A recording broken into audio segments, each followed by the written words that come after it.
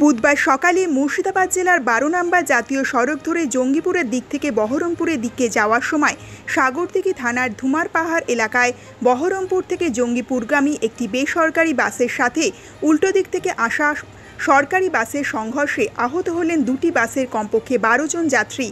আহত যাত্রীদের চিকিৎসার জন্য সাগরদিঘি সুপার স্পেশালিটি হাসপাতালে ভর্তি করানো হয়েছে। পুলিশ সূত্রে জানা গেছে, বুধবার সকাল ৭টা নাগাদ একটি বেসরকারি বাস বহরমপুরের দিক থেকে জঙ্গিপুরের দিকে যাচ্ছিল। সাগরদিঘি থানার ধুমারপাহাড় এলাকায় একটি ছোট পথ দুর্ঘটনার কারণে রাস্তায় যানজট থাকার কারণে বেসরকারি বাসটি তার নির্দিষ্ট লেন ছেড়ে উল্টো দিকের লেন ধরে জঙ্গিপুরের দিকে যাচ্ছিল। ঠিক সেই সময় একটি সরকারি বাস তার নির্দিষ্ট লেন ধরে বহরমপুরের দিকে যাচ্ছিল। ধুমারপাহাড় এলাকায় দুটি বাসের পাশাপাশি সংঘর্ষ হয়। আপেল শেখ নামে দুর্ঘটনায় এক প্রত্যক্ষদর্শী জানান, দুর্ঘটনার সময় বেসরকারি বাসটিতে যাত্রী ভর্তি ছিল। সরকারি বাসটিতে তুলনামূলকভাবে কম যাত্রী ছিল। দুর্ঘটনার অভিঘাতে দুটি বাসের বেশ কয়েকজন যাত্রী আহত হন।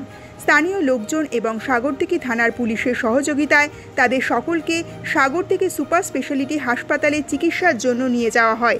যদিও হাসপাতাল সূত্রে জানা গেছে, আহত যাত্রীদের কারোরই অবস্থা আশঙ্কাজনক নয়। আপনি হসপিটালে যাননি? না স্যার, কেউ বলছে না তো কেউ।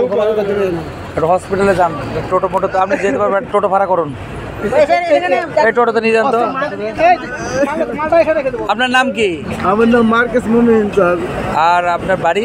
বাড়ি কালিয়াচক সেটাই। কালিয়াচক। আপনার আঙুলে চিপটে গেছে না? হ্যাঁ স্যার, গোটা চুটা গেছে। আপনি কোন গাড়িতে ছিলেন? ওই আগের গাড়িতে ছিলেন? আগের গাড়িতে ছিলাম। ও